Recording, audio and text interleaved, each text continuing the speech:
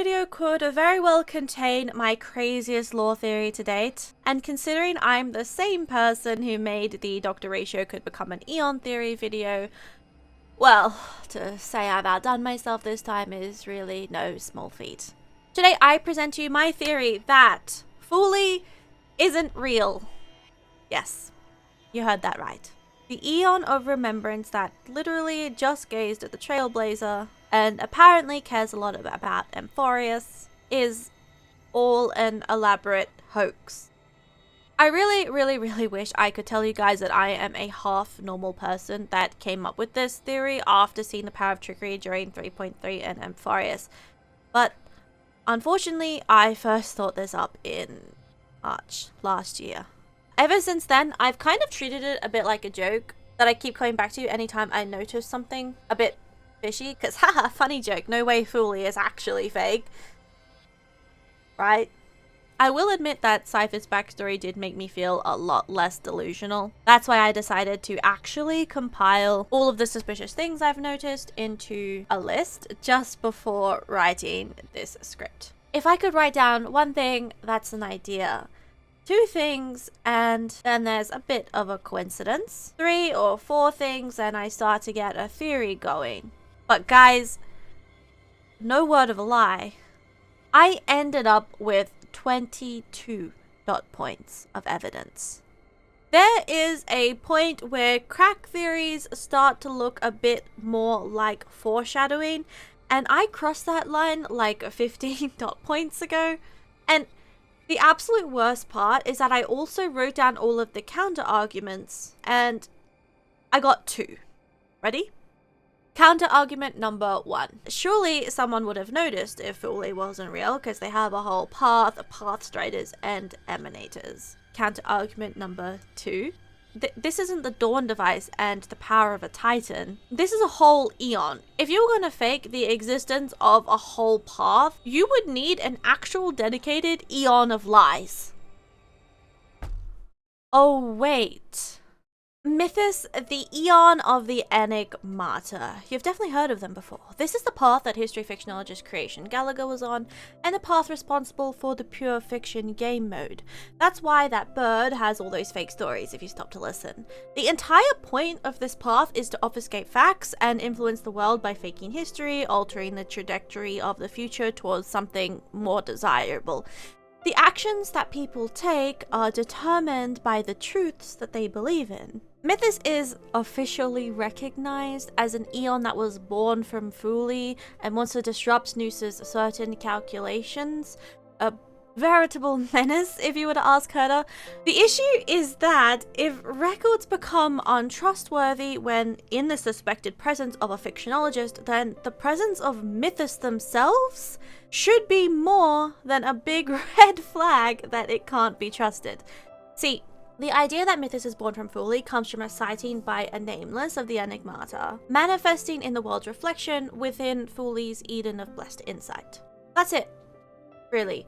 Someone saw Mythos appear within the Eden of Blessed Insight and concluded, "Ah, yes, Mythos was born from Fuli," and everyone ran with it. I think expecting the Aeon of Enigmata to be anything except totally enigmatic, especially regarding their own existence, is kind of like expecting Yaosha to not heal something, or Noose to stop calculating, or Lan to not shoot that denizen of the abundance. Aeons don't deviate from their paths.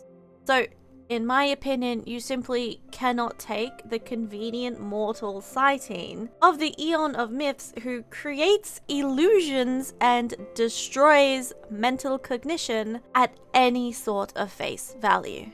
Now, conveniently, within the story of Golden Gears, the Trailblazer does actually get the opportunity to encounter Mythos within the Garden of Blessed Insight themselves, and from this, we can garner a lot of information. For context, we've been expanding our cognition, witnessed by Noose who tore us apart at the data level, then ran around to expand a bit more before we happened to barge into a strange area with no color or shape, our brains becoming unthought. Then Fuli appears and attempts to give us some memories, as they usually do, in order to tell us about the upcoming war, and then Stephen pauses the simulation. Then the enigmata is suddenly there, questioning the Eden of Blessed Insight as everything turns into shadowy bubbles and pulled away, and in the reflection is the multicolored oil of the enigmata oozing from the memory bubbles. Now, pay attention to the wording.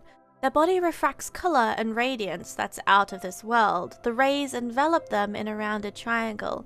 They then turn into kaleidoscopic fibers that dance about in the sky. They leave behind secreted light, etc, etc, etc. In a flash, it is as if you see their kneaded figure form some kind of equation, but very quickly they congeal into a jellyfish and scatter again. In doing so, the enigmata has made it that the simulation is unable to extrapolate the whereabouts of the Eden of Blessed Insight. Now, if the talk of refracting light wasn't suspicious enough on its own, space-time prism. That's pretty Fuli looking, right? Yeah, anyone would think so, because according to the description, its reflection causes some pretty peculiar outcomes, including receiving memories that are not their own, just like what Fuli does, which diagnoses them with ficta memoria, aka fictional memory, where they then claim to have seen the enigmatic face of the Aeon Fuli within the prism. Enigmatic face, really. Sus crystal item number 2 is the mysterious magnetism, which literally is used by the Riddlers, a faction of the enigmata that distort the meaning of words to fracture light and confuse the senses. Interesting. There's another item called the enigmatic ecostella, another crystal, which talks about crystal reflections and the past and future intertwining and civilization on a thin sheet of ice. Once again, the enigmata with Fuli's aesthetic. As some icing on the cake, the texture of Memory's light cone, which is clearly about Fuli, once again uses the word enigmata in the description. And doesn't this dripping eyeball kind of remind you of something? Now, let me read an actual line straight from Herta's devlog about Fuli. There are plenty of mysterious eons in the universe, and Fuli is particularly enigmatic. Nobody in the entire Genius Society and the IPC and the Intelligentsia Guild know when they were even born. The Eon of Remembrance had quietly appeared in the annals of the universe as if they were meant to be here, as if they had altered everyone's memory. I literally couldn't make this up if I tried, and it actually gets worse. After exploring Swarm Disaster a bit, Herta says this. Now, it seems reasonable why some claim that the Path of Remembrance came about during this catastrophe to preserve the moment of the star's demise. Yet it is so reasonable that it sounds like it is made up by some history fictionologist. Huh. You don't say. So you're probably starting to put together the full idea of what I'm getting at. Fuli is actually a fake identity created by Mythos because probably no one would believe them if they presented as themselves. The Eon of Lies has a fake identity. It probably shouldn't be that shocking, actually. Now, obviously, this has major lore ramifications, especially for Amphorius, which I want to get into in 1 second. But first, I have a few more suspicious things I want to bring up just to really drive the point home. In case you're wondering, I've only covered 7 of the 22 dot points. So, Mythos has had a substantial influence on the story so far, especially any time that Memoria is involved. Memoria is tangible memories and is in fact what forms the dreamscape of Penacony. Those memory bubbles that float around the place are also made of Memoria. Fuli's gimmick is to freeze and preserve these memories, in theory. Interestingly, when Memoria is influenced by the enigmata, it becomes dream bubbles, at least according to the load screens. Additionally, there was a scholar from Dr. Ratio's school, the Veritas Prime University, that wanted to investigate the memory zone in Penacony. And, well, they found a whole swarm of jellyfish that caused extreme light hallucinations. According to Pom Pom, Memoria exposure can cause dizziness, hallucinations, and distorted memories. Within Penacony, there's a really strong theme of thoughts becoming reality, which is driven home by Mikhail's mimetic creations, Clocky and Misha, and of course Gallagher and Sleepy. It goes without saying, but dreams and memoria clearly have a very strong connection to surrealism and imagination. So if dreams are so strongly associated with the enigmata to a point where memory bubbles become dream bubbles with enigmatic influence, how come Black Swan treats them as if they're merely distorted memories and nothing more? Why is it that the Eden of Blessed inside the same place that Mythos is found is also the same location that Fuli is supposed to do the genesis of the universe and rebirth it after the annihilation? This next point does feel a little bit like a stretch, but I do find it really interesting how the Memo Keepers work for the Garden of Recollection, and coincidentally, when the scholar was exploring the memory zone and stumbled across all those jellyfish, he actually mistook them for a bed of flowers blooming in the ocean. Okay, interesting. A garden preserving the essence of the universe to be reincarnated into the next cycle after the imminent destruction. That sounds a bit familiar. Do you remember Rapper? The plot within the university about the monkeys and banana was because of mimetic viruses, which can completely alter your cognition and cause you to perceive reality in a way that isn't real. That's why sometimes the Trailblazer sees sentient trash cans around the place, and why Rapper believes that everything is about her ninja comic book series. I think people hear mimetic virus or even meme and memory bubble, and they assume it's associated with the remembrance. But actually it's not, because memoria isn't inherently connected specifically to Fuli. All Fuli supposedly does is take the memoria, freezes, preserves it, and then, I don't know, it melts after the fires of the destruction or something. But the really funny thing about all of this is that the word meme actually comes from a Greek word that means imitation. It's the same root word used for memory, which is where the connection between memes and memory come from. And it's why the memory zone and mimetic virus is like that. So with that in mind, if we direct our attention to Mem, things start to get a little weird. So her name is Mem, obviously connecting her to the mimetic entities and memoria. She can turn herself into a 2D cartoon, and where have I seen that before? And she writes with a magical feather quill. Again, a magic feather quill is literally a tool used by the history fictionologists to annotate nothing but lies. Look at the first journey curio.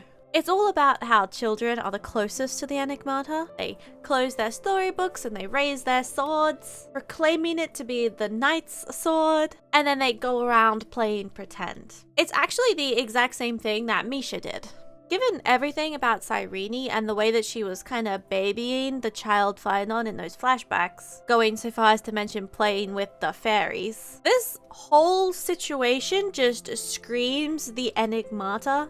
Do I even need to mention the achievement we get for reading the first 7 segments is called Pure Fiction or Everlasting History? Yeah, sure, okay. We got a mem from Fuli's gaze, straight from the Aeon, Pure Fiction or Everlasting History. Another really weird thing is how Mem is obviously connected to Orynyx, yet the divergent universe picture for this is represented by a jellyfish. Mem has a suspicious connection to March, which we don't yet have all the details about, and for some reason the jellyfish on the new reminiscence light cone just happens to have a symbol very similar to March's own symbol. A symbol shared by Black Swan. How fishy. How jellyfishy, even. Sorry, that was bad, even for me. So at this point, you're probably wondering, if Fuli is actually Mythos in disguise, why would Mythos care about Amphorius? Doesn't the Remembrance just want those juicy memories? What about the Scepter plot? Okay, guys, listen. It would actually be weirder if Mythos didn't care about Amphorius. Did you know that during the Golden Years and Unknowable Domain, where we learn all about Emperor Rupert I and Rupert II, who created those scepters, Mithras was not only a main character, but the cause of the anti-organic equation war and Rupert's awakening. Throughout the story, the anti-organic equation is basically explained to be this code that turns inorganic beings into soldiers dead set on destroying any organic life. Naturally, this led to wars between the organic people and the robots, with a deep fear that any robot could harbor the equation within them and turn on the living people around them at any time. The issue is, we learn that this definition isn't accurate, and the truth is, the anti-organic equation can alter not only the minds of the inorganic life, but also the organic life. It doesn't just turn you into a murdering machine. Anyone's cognition can be altered to believe they are anyone. A human can believe they are a machine, or a machine can believe they are a human. And this altered cognition seems to have like an AoE effect, where it works not just on the person affected, but also the people around them.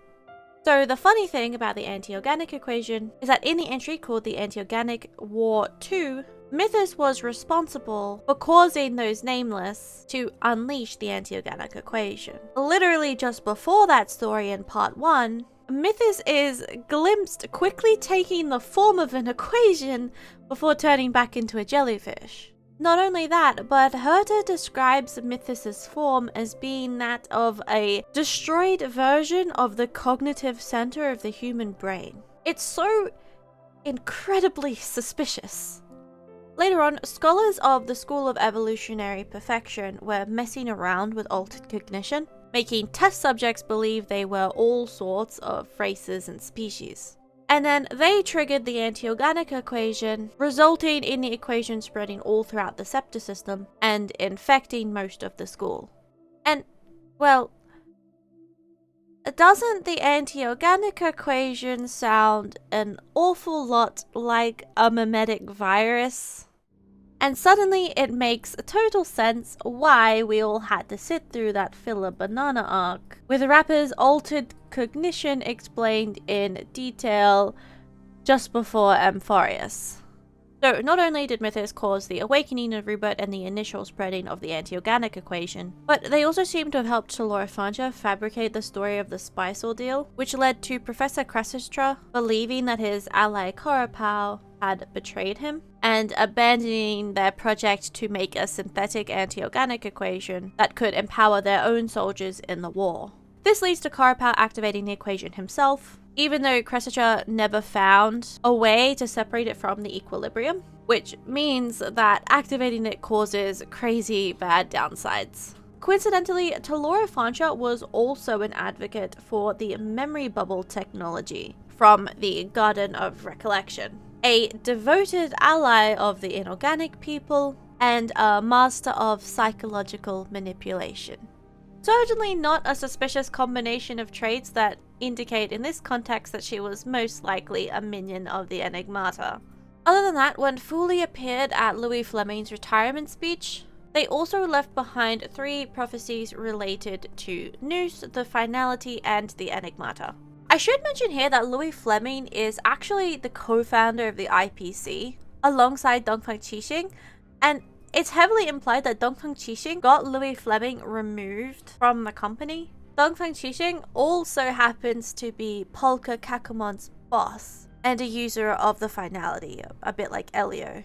This is the last time Louis Fleming was ever seen, but when Polka Kakumon eventually kills Emperor Rupert, to end the war according to Nous's calculated unavoidable moments, Mithras the Enigmata personally appears, and puts all their power as a whole Aeon into personally trying to shatter the concept of the unavoidable moments. But they're unable to do anything about it, and Rupert dies. Much later, by total coincidence I'm sure, Rupert is practically revived in the form of a human man, a personal friend of Screwlam's, who inherits all of the memories of Emperor Rupert. The stories of not only how Rupert II came to be, but also how he eventually died have been completely muddled by the enigmata, as I'm sure you can imagine. During his life as Emperor Rupert II, he designed the Scepter system, which is a huge network of planet-sized supercomputers, all functioning like a literal galaxy brain. Supposedly he created these as an imitation of Nous, but regardless, its power was enough to crown someone atop the cast iron throne, which could be found at the peak of broadened cognition, whatever that's supposed to mean. This throne basically lets you control the golden rivers of everything that are controlled by the equilibrium, which I plan to talk about in my next video about Ligus, the new mysterious god mural, and the equilibrium on Amphorius. After Rupert II mysteriously died, the IPC of course happened to slide on in and claim the scepters, then gave them to the nerds at the Intelligentsia Guild, leading to a fun time, which I have already narrated in my Unknowable Domain summary video if you want all the little details. The important thing is that during this whole event, there's a school in the guild dedicated to the Enigmata who quite literally managed to convince everyone that eons don't exist, that synesthesia beacons are lying to everyone, the flat earthers are right, and that all the scholars need to band together to fight the officials of the Intelligentsia Guild. Another school, the same one that Veritas Prime likely belongs to because Veritas Secundum belongs to it, called the School of Evolutionary Perfection, do those cognition experiments that I mentioned previously, which corrupt everyone in the school with the anti-organic equation. Insert theory about Dr. Ratio's pure thoughts, saving him from the bad thoughts or something. Anyway, once again, Polka Kakamon kills all the corrupted scholars too. She's also influencing the protagonist, Patavia, from behind the scenes, who is enabled by the war sparked by Mythos to find the Scepter System core. And instead of crowning herself upon the Iron Throne, she instead gazes up at Nous, who also gazes down at her. And through completely destroying the Scepter System, is able to deliver to her the solitary waves theory that is solved 20,000 years later by Herta. My total surprise, the 3.3 story reveals that the Scepter System was not actually completely destroyed and is now guarded by the robot Ligus on Amphorius. And that Polka Kakamon has already made a move. She should be the butterfly disaster hinted at by Screwlum, and the true reason that Screwlum is so scared for our safety. I don't want to get too off topic and start ranting about my theories about the scepter in Amphorius in this video, but I think you can probably see now why it makes a ridiculous amount of sense for this plot line to involve Mythos, and also for Fuli to simply be an alter ego of Mythos. Fuli, as we officially know them, doesn't have a sensible motive to invest themselves in a three-way battle of the eons quite like Mythos does, especially when it involves anything related to Emperor Rupert and the anti-organic equation. Additionally, Rupert II was extremely destruction coded before the path of destruction actually existed as a path, having engaged like half the cosmos in a war. His scepters were described as a sword that could annihilate a whole galaxy in a nanosecond, or a spear that crushed thousands upon thousands of worlds in entropy, the same entropy utilized by Nanook. Interestingly, the robots of Rupert II believed that organic beings were devoid of free will, and that eliminating them would break the predetermined outcome of the universe. So they thought that slaughter equaled salvation. The icing on the cake is that Nanook's ascension happened because of both the remnants of the Swarm and Rupert II's army on his home planet Adlevin. So, do with that information what you will. Was Nanook infected by the anti-organic equation? You tell me. As for Mythos, I think it makes sense that lies, myths, legends, epics, and storytelling play a big role in Amphorius if it's all leading up to some kind of enigmata related reveal. It feels crazy to say that a whole eon is faked, but it also does make sense for an eon like Mythos to fake something like that. Perhaps they always were Fuli, or perhaps it's a path they later assimilated and simply pretended they didn't, or something. I don't have the details, but I do have a lot of suspicious evidence. And I think any sign of enigmatic tampering is worth looking at a bit closer.